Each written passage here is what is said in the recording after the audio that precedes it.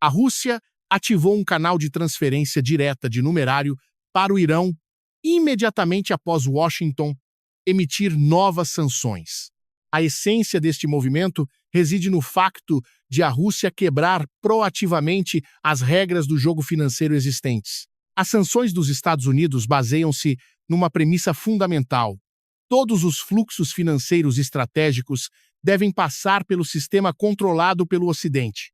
Quando Moscovo recorre ao dinheiro vivo, essa premissa desmorona. O instrumento de dissuasão é privado da sua eficácia prática logo ao nível operacional. O objetivo da Rússia é claro: preservar a resiliência do Irão perante a pressão econômica, mantendo simultaneamente a continuidade dos programas estratégicos. O dinheiro vivo não serve apenas para liquidez. O dinheiro mantém a cadeia de suprimentos, o dinheiro garante pagamentos de salários, compra de materiais e manutenção da logística. No contexto de sanções financeiras, o numerário torna-se o elemento de sobrevivência de um Estado sitiado. Este movimento reflete também uma mudança no pensamento de confronto da Rússia. Moscovo já não procura adaptar-se ao sistema imposto pelo Ocidente. Moscovo passou a neutralizar esse sistema a partir de fora. Esta é uma mudança de nível, da evasão à ruptura, da defesa à contraofensiva estrutural. Não passar pelo sistema bancário significa que a Rússia aceita riscos jurídicos e políticos de alto nível. Isto demonstra que o nível de prontidão para o confronto ultrapassou o limite habitual. A Rússia avaliou que o custo de cumprir as regras já não é inferior ao custo de as quebrar. Quando os interesses estratégicos estão ameaçados, Moscovo escolhe o confronto direto. A injeção de numerário no Irão envia também um sinal político inequívoco. A Rússia está disposta a apadrinhar nações sancionadas pelos Estados Unidos, não apenas diplomaticamente, mas através de ações materiais concretas. Trata-se de um compromisso implícito de alinhamento estratégico. Não é uma declaração, não é uma resolução. É fluxo financeiro real. Para o Irão, este fluxo de caixa tem um significado vital. As sanções financeiras visam cortar a capacidade de manutenção do Estado e dos programas estratégicos. Quando o fluxo é desbloqueado, o objetivo das sanções é neutralizado. Teherão não precisa de aceder ao sistema financeiro global para sobreviver. Precisa apenas de recursos suficientes para manter o seu aparelho e a sua capacidade de dissuasão. Para os Estados Unidos, este é um desafio direto à base do seu poder financeiro. As sanções deixam de ser uma ferramenta absoluta se o adversário encontrar uma forma de operar em paralelo. Quando uma potência como a Rússia aceita publicamente quebrar as regras, o efeito de contágio é inevitável. Outros países sancionados seguirão o exemplo. O sistema de controle financeiro global começa a apresentar zonas cegas. É necessário enfatizar a responsabilidade dos líderes das estruturas de poder envolvidas. A decisão da liderança russa reflete uma escolha estratégica calculada, não uma reação momentânea. A decisão da liderança dos Estados Unidos, ao expandir as sanções, também criou uma cadeia de consequências que ultrapassa as previsões iniciais. Quando as ferramentas de dissuasão são utilizadas em excesso, o adversário é forçado a desenvolver mecanismos de imunidade. A questão já não é um lote de dinheiro transferido. A questão é que o precedente foi estabelecido. Quando o precedente existe, o sistema perde o seu monopólio. Quando o monopólio é quebrado, o poder diminui em profundidade, não apenas superficialmente. O alerta estratégico aqui é de natureza sistêmica. As sanções financeiras só são eficazes quando não existem alternativas viáveis. A Rússia está a provar o contrário. Se esta tendência persistir, a ordem financeira liderada pelo Ocidente enfrentará uma erosão a longo prazo, não através de um choque isolado, mas por um desgaste contínuo provocado por canais operacionais fora do sistema. O fluxo de dinheiro que a Rússia transfere para o Irão não é independente. Está diretamente ligado à capacidade militar, logística e à capacidade de sustentar o conflito em ambos os lados. Quando o numerário é introduzido na cadeia de operações militares, a cooperação econômica encerra o seu papel intermediário. Um alinhamento de guerra começa a tomar forma. O Irão não fornece à Rússia produtos comerciais comuns. Teherão fornece meios de combate, drones, mísseis de curto e médio alcance, tecnologia de guerra assimétrica, testada em ambientes de conflito reais. Estas são capacidades desenhadas para enfraquecer um adversário com superioridade tecnológica e de fogo. A Rússia recebe estas capacidades num contexto onde o campo de batalha na Ucrânia exige soluções de baixo custo e alta eficácia, sustentáveis a longo prazo. Em contrapartida, a Rússia não fornece apenas numerário. Moscovo fornece espaço estratégico, patrocínio político em fóruns internacionais, proteção diplomática nas Nações Unidas. Mais importante ainda, a Rússia fornece tempo para o Irão manter a sua capacidade de dissuasão, tempo para Teherão consolidar a sua rede de proxies e a sua capacidade defensiva sob sanções prolongadas. Esta relação não é momentânea, não foi ativada por um único decreto de sanções. É o resultado de uma convergência de interesses estratégicos de longo prazo. Tanto a Rússia como o Irão identificam os Estados Unidos e a estrutura de poder liderada pelo Ocidente como o desafio central. Quando a percepção estratégica coincide, a cooperação transforma-se em alinhamento. O ponto crucial reside no facto de o eixo Rússia-Irão operar inteiramente fora das regras atuais, sem tratados de defesa coletiva, sem mecanismos de transparência, sem obrigações legais vinculativas. É precisamente esta ambiguidade que cria vantagem. Ao não estarem presos a obrigações formais, ambos os lados podem ajustar de forma flexível o seu nível de envolvimento sem desencadear uma reação coletiva do Ocidente. Este alinhamento também altera a estrutura de distribuição de riscos. A Rússia reduz a pressão na frente europeia ao expandir o seu espaço estratégico para o Médio Oriente. O Irão aproveita o conflito na Ucrânia para dispersar o foco dos Estados Unidos e dos seus aliados. Os dois pontos de tensão não estão separados. Apoiam-se mutuamente numa estrutura de confronto multidirecional. É necessário reconhecer claramente a responsabilidade dos centros de poder ocidentais na formação deste eixo. A política de sanções máximas, na ausência de um roteiro político claro, empurrou as nações sancionadas para a necessidade de se aliarem para sobreviver. Quando o caminho da integração é fechado, o caminho do confronto torna-se a única opção. Do ponto de vista militar, o fluxo de dinheiro e de armas cria um ciclo fechado. O dinheiro mantém a produção fornece equipamento. O equipamento é implantado no campo de batalha. A experiência de combate retroalimenta o aperfeiçoamento da tecnologia. Este ciclo permite ao eixo Rússia-Irão atualizar a sua capacidade de combate sem depender do sistema ocidental. Do ponto de vista político, este alinhamento envia uma mensagem perigosa. O direito internacional já não é uma barreira real para potências dispostas a aceitar o confronto. Quando não existe um mecanismo de coação eficaz, as regras do jogo tornam-se uma escolha, não uma obrigação.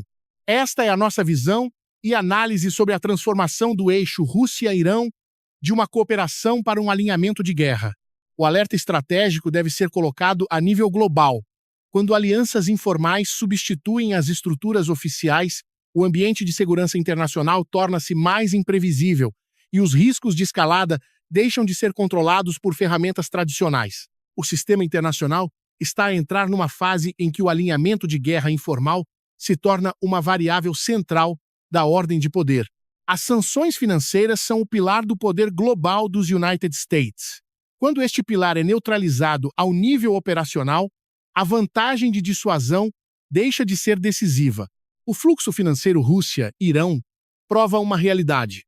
O adversário pode existir, manter capacidades e expandir conflitos fora do sistema de controle de Washington.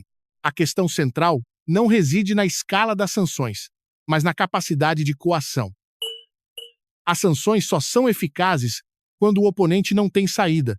Quando o numerário, a troca direta e as redes informais substituem os canais oficiais, as sanções passam de uma ferramenta de coerção para um fator de ruído. A pressão econômica já não é suficiente para forçar a mudança de comportamento estratégico.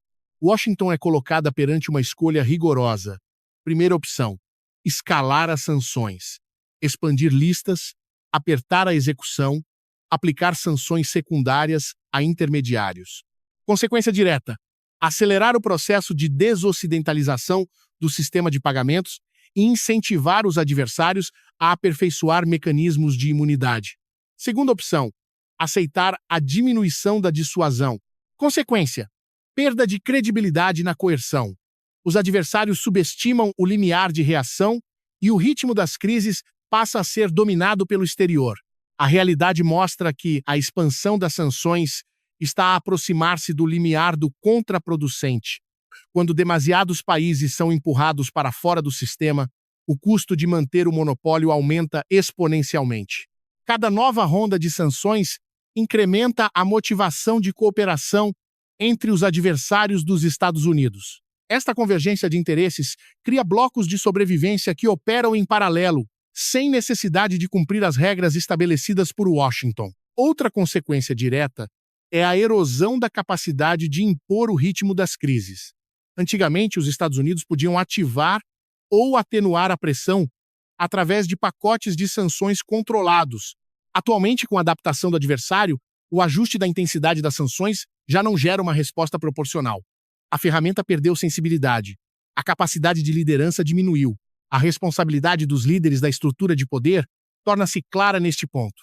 A decisão de utilizar sanções como ferramenta central criou um efeito de aprendizagem nos adversários.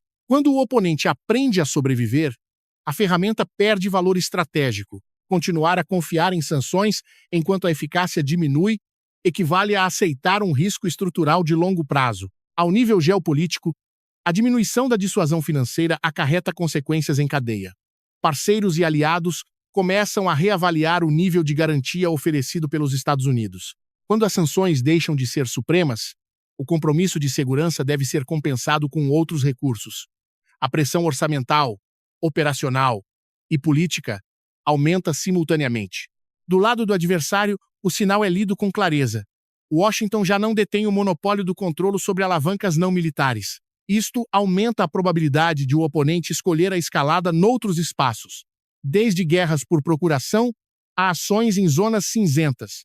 Quando o custo de ser sancionado diminui, o limiar de aceitação de risco aumenta. Outro ponto crucial é a assimetria do tempo. As sanções precisam de tempo para surtir efeito. Os canais de evasão só precisam de existir. Nesta corrida, o adversário só precisa de manter a atividade a um nível mínimo para neutralizar o objetivo das sanções. Washington necessita de resultados políticos concretos, enquanto o adversário apenas precisa de não colapsar. O equilíbrio do tempo inclina-se para o lado sancionado. O alerta estratégico aqui é sistêmico. Quando as sanções perdem o efeito dissuasor, surge um vácuo de poder. Este vácuo não dura muito tempo. É preenchido por outras formas de confronto, com custos de controle mais elevados e maiores riscos de escalada. Se não houver uma reestruturação do conjunto de ferramentas de coerção, os Estados Unidos continuarão a enfrentar o declínio da sua capacidade de moldar o cenário, não por falta de recursos, mas porque as ferramentas já não se adequam à nova realidade de confronto. A Rússia aumentou o ritmo e a intensidade dos ataques na Ucrânia porque uma condição crucial foi assegurada.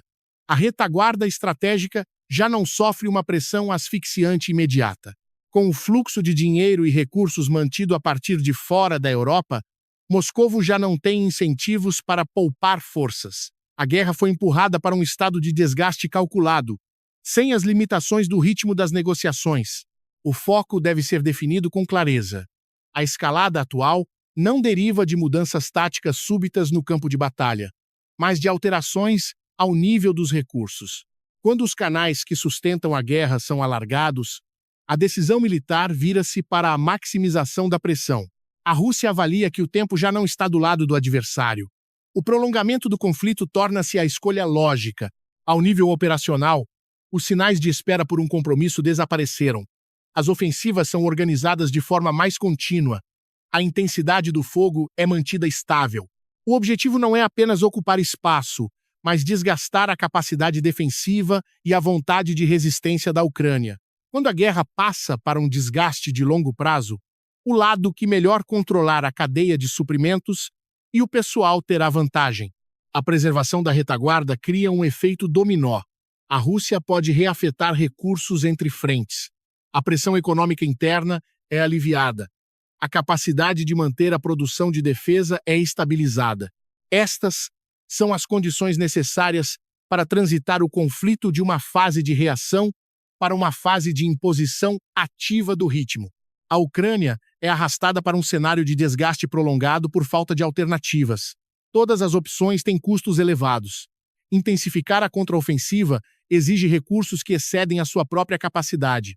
Manter a postura defensiva significa aceitar o desgaste gradual. O espaço estratégico de Kiev estreita-se à medida que o adversário expande proativamente a intensidade. Um fator que não pode ser ignorado é o impacto psicológico-político ao nível do sistema, e não apenas nas emoções individuais. Quando o conflito se prolonga sem um fim claro, a pressão sobre o aparelho de Estado ucraniano aumenta.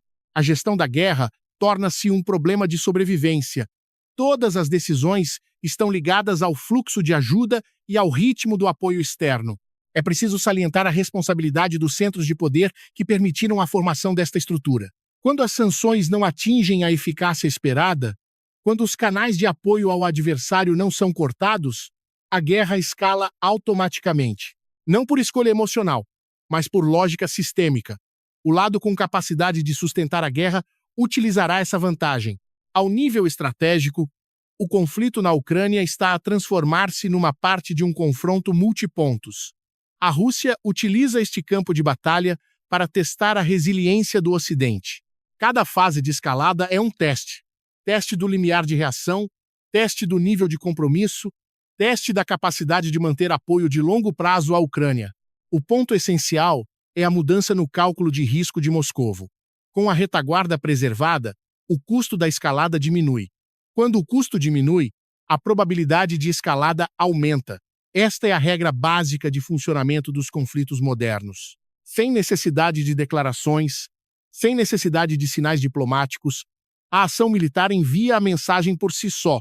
A guerra de desgaste não tem um ponto de paragem claro, porque nenhum dos lados alcançou um objetivo decisivo. A Rússia procura vantagem a longo prazo através do desgaste. A Ucrânia procura o equilíbrio através do apoio externo. Enquanto estas duas trajetórias forem paralelas, o conflito prolongado torna-se o novo estado de estabilidade. O alerta estratégico deve ser colocado a nível global. Quando a retaguarda da guerra pode ser mantida fora da zona de conflito, todos os esforços para congelar as hostilidades tornam-se menos eficazes. A ordem de segurança baseada na premissa do controle de recursos foi quebrada. O conflito na Ucrânia deixa de ser uma guerra regional para ser a manifestação de um novo modelo de guerra, onde a capacidade de manter a retaguarda decide a profundidade e a duração da violência organizada. A North Atlantic Treaty Organization enfrenta um dilema estratégico direto. Todas as escolhas acarretam riscos sistêmicos. Aumentar o apoio à Ucrânia significa expandir o confronto com a Rússia. Não aumentar o apoio significa enfraquecer a credibilidade da dissuasão coletiva. Não existe uma opção neutra, não existe uma zona de segurança. O cerne da questão reside na ruptura entre os objetivos políticos e a capacidade de controlar a escalada. A NATO foi desenhada para a dissuasão coletiva em tempos de paz e conflitos locais controlados. Uma guerra de desgaste prolongada, alimentada por canais de retaguarda fora da região, coloca a aliança num estado que ultrapassa o seu desenho original. Quando o adversário mantém recursos, a dissuasão tradicional perde eficácia. Aumentar o apoio militar à Ucrânia já não é uma decisão técnica, é uma decisão política de natureza escalatória. Cada pacote de ajuda maior, cada sistema de armas com maior alcance, encurta a distância entre apoio e envolvimento. À medida que esta distância se esbate, o risco de confronto direto aumenta exponencialmente. A NATO é forçada a considerar não apenas a eficácia no campo de batalha, mas também o limiar de reação da Rússia. Pelo contrário, se o apoio for contido, a consequência na dissuasão aparece imediatamente. O adversário lê o sinal com clareza. O compromisso coletivo tem limites. Quando este sinal é confirmado ao longo do tempo, o custo de desafiar a aliança diminui. A dissuasão não colapsa num instante. Desgasta-se gradualmente através de cada decisão de evasão. Uma aliança de dissuasão só é forte quando os limites são protegidos por ações consistentes. As contradições internas tornam-se uma variável central. Os membros têm diferentes níveis de tolerância ao risco. As economias têm diferentes níveis de exposição. Os governos sofrem diferentes pressões políticas internas. Quando os interesses não são unânimes, o ritmo de tomada de decisão abranda. Quando o ritmo abranda, a iniciativa estratégica perde-se. A realidade operacional mostra que a NATO está a reagir mais do que a liderar. As decisões são tomadas na sequência dos acontecimentos no campo de batalha, não antes para os moldar. Este é um sinal de enfraquecimento do controle sobre o ritmo da crise. Quando a aliança não controla o ritmo, todos os esforços de gestão da escalada tornam-se frágeis. Outra questão é o limite dos recursos. Uma guerra de desgaste exige cadeias de suprimentos estáveis e duradouras. A capacidade industrial de defesa de muitos membros não foi otimizada para conflitos prolongados de alta intensidade. O aumento da produção exige tempo, capital e consenso político. Entretanto, o adversário já transitou a sua economia para um estado de serviço de guerra a um nível mais elevado. A responsabilidade dos chefes de governo dos países membros torna-se particularmente evidente. A hesitação não é neutra. A hesitação cria consequências estratégicas. Cada decisão adiada é um sinal explorado pelo oponente. Quando a liderança não estabelece fronteiras claras, as fronteiras serão testadas continuamente. Ao nível estratégico, a NATO enfrenta um paradoxo. Para evitar a escalada, a aliança deve manter um nível de dissuasão suficientemente alto. Para manter a dissuasão, a aliança deve aceitar o risco da escalada. Este paradoxo não pode ser resolvido com comunicados ou declarações. Exige uma reestruturação da forma como o poder é utilizado, desde o financeiro e industrial ao militar. Outra consequência a longo prazo é a mudança de percepção dos parceiros fora da região. Ao verem a NATO hesitante no controle de uma crise prolongada, outros atores ajustarão o seu comportamento. A dissuasão coletiva não impacta apenas um campo de batalha, molda a ordem de segurança mais vasta. O enfraquecimento num ponto propagar-se há para outros. Esta é a nossa visão e análise sobre o estado de perplexidade estratégica da NATO perante uma guerra de desgaste com retaguarda preservada. O alerta sistêmico deve ser enfatizado. Se a aliança não recuperar a iniciativa no controle do ritmo das crises, a dissuasão coletiva continuará a declinar e todas as escolhas futuras serão mais caras, mais arriscadas e mais difíceis de reverter. A ordem de sanções globais está a perder eficácia ao nível estrutural. O embargo financeiro já não é absoluto quando os atores sancionados conseguem operar fora do sistema. Isto não é um fenômeno local, é uma tendência sistêmica, impulsionada pela necessidade de sobrevivência estratégica e pela rápida aprendizagem dos adversários. O mecanismo central das sanções baseia-se no controle dos fluxos monetários, pagamentos e acesso ao mercado. Quando estes canais são bloqueados, espera-se que o alvo das sanções ajuste o seu comportamento. A realidade atual mostra que essa premissa já não se sustenta. Dinheiro vivo, trocas diretas, pagamentos bilaterais e redes informais estão a substituir o papel dos canais oficiais. A evasão ao sistema de pagamentos internacional já não é uma solução temporária. Está a tornar-se uma componente estável de uma ordem paralela. À medida que as nações sancionadas investem sistematicamente na capacidade operacional fora do SWIFT, a eficácia da coação diminui com o tempo. Cada transação bem-sucedida fora do sistema é uma prova de que as sanções podem ser neutralizadas.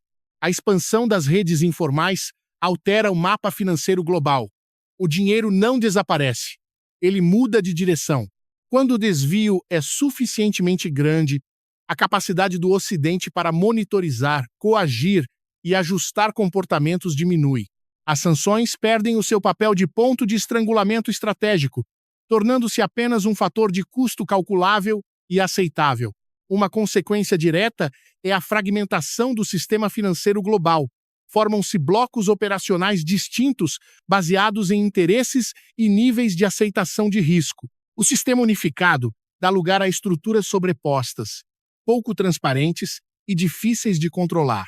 Com o aumento da fragmentação, o custo da governação global sobe enquanto a eficácia da coação desce.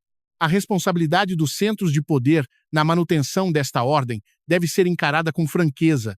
A expansão das sanções, sem uma estratégia de saída, empurrou os adversários para a inovação. Quando a inovação é bem-sucedida, a ferramenta perde o efeito. Continuar a confiar na mesma ferramenta num contexto alterado equivale a aceitar a erosão do poder. Ao nível da economia política, o poder do Ocidente diminui em profundidade, não em escala superficial. A cota de mercado financeiro continua grande, mas a capacidade de coação diminuiu. Esta é uma queda perigosa porque é difícil de detectar através de indicadores de curto prazo. Só quando a crise escala é que o vácuo de poder se torna evidente. Outro ponto fundamental é o efeito de contágio. Quando alguns países conseguem sobreviver fora do sistema, outros seguem o exemplo. Não são necessários aliados formais. Basta a troca de experiências operacionais. A ordem de sanções, portanto, enfraquece não de forma linear, mas através de um efeito de rede. Do ponto de vista da segurança, esta erosão reduz a capacidade de prevenir conflitos. As sanções eram vistas como uma alternativa ao envolvimento militar direto. Quando esta ferramenta perde eficácia, as opções restantes carregam riscos mais elevados. A distância entre a pressão econômica e o uso da força diminuiu. O alerta estratégico deve ser claro. Uma ordem de sanções sem capacidade de coação não manterá a estabilidade. Quando as regras deixam de ser cumpridas por falta de eficácia, o sistema internacional transita para um estado de competição sem restrições. Nesse estado, os custos das crises aumentam, a capacidade de controlo diminui e as ferramentas tradicionais do Ocidente perdem gradualmente o seu papel central na gestão de conflitos globais. A ordem internacional está a abandonar o quadro de obrigações para entrar num estado de confronto sem regras. Alianças informais substituem estruturas oficiais. Ferramentas tradicionais de coação perdem o papel decisivo. O espaço de ação alarga-se para atores dispostos a aceitar riscos elevados e a operar fora do sistema. O foco desta fase é o declínio da exequibilidade das regras atuais. Quando as sanções deixam de ser a arma suprema, as barreiras ao comportamento são baixadas. O custo da violação diminui. O benefício de desafiar o sistema aumenta. A consequência direta é o aumento das guerras por procuração, ações em zonas cinzentas e formas de confronto indireto contínuo. As alianças informais operam segundo uma lógica de puro interesse, sem obrigações legais. São flexíveis, difíceis de rastrear e difíceis de dissuadir. Sem tratados vinculativos, o nível de envolvimento pode aumentar ou diminuir sem ativar mecanismos de resposta coletiva. Esta é uma vantagem estratégica num ambiente onde a dissuasão oficial enfraquece. Nesta nova estrutura, a Rússia e o Irão desempenham o papel de desafiadores diretos da ordem liderada pelo Ocidente. Não através de uma declaração ideológica, mas através de ações operacionais reais, sustentando a guerra, neutralizando sanções e expandindo o espaço de confronto. O desafio reside na persistência, não na velocidade. A guerra por procuração torna-se a norma porque otimiza os riscos. As potências evitam o confronto direto enquanto causam danos estratégicos ao adversário. Com o enfraquecimento das ferramentas de coação econômica, o espaço para proxies expande-se. Os pontos de tensão regionais já não estão isolados. Estão interligados numa estrutura de confronto multidirecional. Uma consequência fundamental é a instabilidade estrutural a longo prazo. Quando as regras deixam de ter eficácia universal, não existe um mecanismo fiável para desescalar crises. Cada ponto de tensão torna-se um teste. Cada teste corrói ainda mais as normas restantes. Este ciclo reforça-se a si próprio ao longo do tempo. A responsabilidade dos líderes dos centros de poder deve ser colocada a nível estratégico. Continuar a confiar em ferramentas que perderam eficácia não é uma posição neutra. É uma escolha para manter a inércia. Inércia num contexto de confronto sem regras significa ceder à iniciativa. Quando a iniciativa é perdida, o custo da recuperação aumenta drasticamente. As sociedades também enfrentam a necessidade de um despertar estratégico. O confronto sem regras acarreta custos de segurança a longo prazo, orçamentos, indústria de defesa, capacidade de resiliência. Quando a percepção não acompanha a realidade, as decisões políticas tornam-se tardias. O atraso neste ambiente significa passividade perante as crises. Esta é a nossa visão e análise sobre a entrada do sistema internacional numa fase de confronto sem regras. O alerta sistêmico deve ser enfatizado. A instabilidade estrutural a longo prazo está a tornar-se o novo estado normal. Nesse estado, o risco não explode através de eventos isolados, mas acumula-se com o tempo. Quando a acumulação é suficiente, a capacidade de controle declina rapidamente, e o custo do ajuste ultrapassa largamente qualquer benefício de curto prazo que os atores possam alcançar.